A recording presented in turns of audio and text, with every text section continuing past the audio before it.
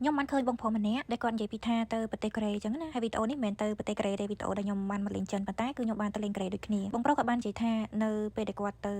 ប្រទេសកូរ៉េគឺមានការរើសអើង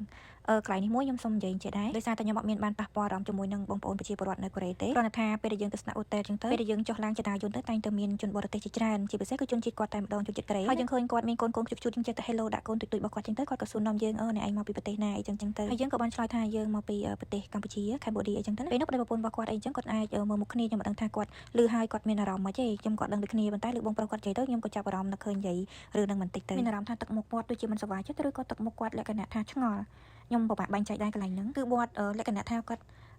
ញញឹមប៉ុន្តែញញឹមបែបពេលមាត់ឬក៏យ៉ាងម៉េចនេះខ្ញុំពិបាកប្រាប់បងប្អូនកន្លែងហ្នឹងតែដល់ពេលខ្ញុំបានគិតពីបងប្រុសម្នាក់គាត់កំពុងតែនិយាយរឿងទៅកូរ៉េហ្នឹងគេរើសអើងយើងទៅខ្ញុំទៅនឹកឃើញទៅអូតិចគេសួរនាំយើងហើយយើងប្រាប់ហ្នឹងគេបែបរើសអើងដឹងហើយយើងក៏មិនដែរចាប់អារម្មណ៍អញ្ចឹងទៅតែឃើញបងគាត់និយាយរឿងហ្នឹងខ្ញុំក៏នឹកឃើញមកនិយាយក្នុងវីដេអូនេះវិញតាមពិតវីដេអូនេះគឺខ្ញុំដើរលេងនៅប្រទេសចិនណាហើយសូម្បីតែមកលេងប្រទេសចិនហ្នឹងក៏អញ្ចឹងដែរពេលតែគេបានលើថាយើងមកពីកម្ពុជាហ្នឹងគឺគេអត់ស្គាល់ទេហើយខ្ញុំទទួលស្គាល់ថាប្រទេសយើងហ្នឹងតូចគឺអត់សូវបានការផ្សព្វផ្សាយច្រើនអញ្ចឹងគេអត់សូវស្គាល់យើងអញ្ចឹងណាប៉ុន្តែចំកន្លែងមួយដែលខ្ញុំទៅញ៉ាំសាច់អាំងគឺស្គាល់ខ្មែរយើងច្បាស់តែហ្មងច្បាស់លេងគេហៅថាច្បាស់មកទំហឹងច្បាស់នោះច្បាស់មិនធម្មតាគឺច្បាស់អាក្រក់ហ្មងសួរយើងហ្មងថាប្រទេសនេះឯងពិតជាអាក្រក់ខ្លាំងចឹងមែន Oh my god ហើយខ្ញុំមានអារម្មណ៍ថាអត់ដឹងសោះអូដល់ពេលគេសួរចឹងមកវគ្គមកប្រទេសនេះឯងអត់សុវត្ថិភាពប្រទេសនេះឯងហ្នឹងគឺឆក់ប្លន់ឯណាអូសពគ្រប់ដល់ពេលចឹងយើងឆក់យើងនិយាយថាវាដូចភាំងក៏បានប្រាប់ថាគឺប្រទេសថៃគេអ្នកនិយាយបែបហ្នឹងអត់សុវត្ថិភាពកុំឲ្យទៅមានចាប់ចម្រិតចាប់អីតាយើងមិនស្រាប់ថាដូចអ្វីដែលព័ត៌មានខាងថៃផ្សព្វផ្សាយនោះទេព្រោះឥឡូវនេះគឺខាងយើងហ្នឹងគឺមានបញ្ហាចំនួនជាមួយខាងគេអញ្ចឹងហើយគេតែងតែផ្សព្វផ្សាយអាក្រក់ពីខាងយើងហើយអញ្ចឹងអ្នកឯងកុំជឿអីអ្នកឯងអាចទៅលេងបានហើយខ្ញុំមកលេងនេះគឺខ្ញុំមិនថាពលរដ្ឋយើងម្នាក់គឺយើងជួយផ្សព្វផ្សាយដូចទូតម្នាក់អញ្ចឹងកុំភ្លេចជួយផ្សព្វផ្សាយជាមួយនឹងប្រទេសយើងទាំងអស់គ្នាទៅព្រោះអីពេលដែលយើងទៅដើរលេងគេយើងតែងអូខ្ញុំនៅប្រទេសនេះមានកស្អាតជាមួយទៅពីដូចជាទូតនាំសារម្នាក់អញ្ចឹងកុំភ្លេចផ្សព្វផ្សាយប្រទេសយើងទាំងអស់គ្នាខ្ញុំមិនថាជនជាតិណាទេភាគច្រើនឲ្យទៅលើប្រទេសយើងគឺគាត់មិនដឹងថាគាត់អឺ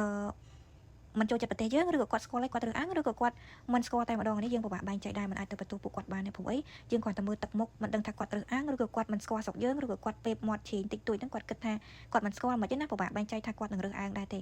ធម្មតាទេគឺបែបហ្នឹងអញ្ចឹងណាហើយក៏មិនបានជួបគ្នាយូរហើយក៏មិនបានគិតវែងឆ្ងាយដល់ពេលបងប្រុសគាត់ធ្វើវីដេអូប្រាប់ថាអូគេរើសអើងជនជាតិកូរ៉េរើសអើងស្រុកយើងអីចឹងខ្ញុំក៏លើកមកនិយាយដែរទៅប៉ុន្តែ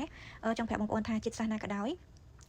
មិនថាយើងមិនថាគេយើងត្រូវតែឲ្យតម្លៃគេទៅហើយសម្រាប់សាសនាគេមិនឲ្យតម្លៃយើងក៏កុំតែខ្វល់ដែរអញ្ចឹងណាព្រោះអីមនុស្សយើងម្នាក់គឺមានតម្លៃរៀងខ្លួនខំថតលុយឲ្យបានច្រើនដើរលេងអញ្ចឹងទៅសម្រាប់ការងារបានច្រើនខ្លះព្រោះអីពេលខ្លះទៅយើងគិតថាទៅសុបាយរីករាយប៉ុន្តែដល់ពេលជួបរឿងចឹងយើងយកមកគិតបែរជាធ្វើឲ្យយើង stress លើដើមធ្វើឲ្យយើងមានអារម្មណ៍អត់សុបាយចិត្តណាលក្ខណៈថាគេរើសអើងប្រទេសខ្លួនឯងចេះមួយចេះពីរចឹងទៅចឹងពេលទៅដើរលេងបើសិនជាជួបមានបញ្ហាអីខ្លះគឺយើងកាត់បន្ថយឲ្យបន្ធូរអារម្មណ៍ថាអូខេអត់អីទេ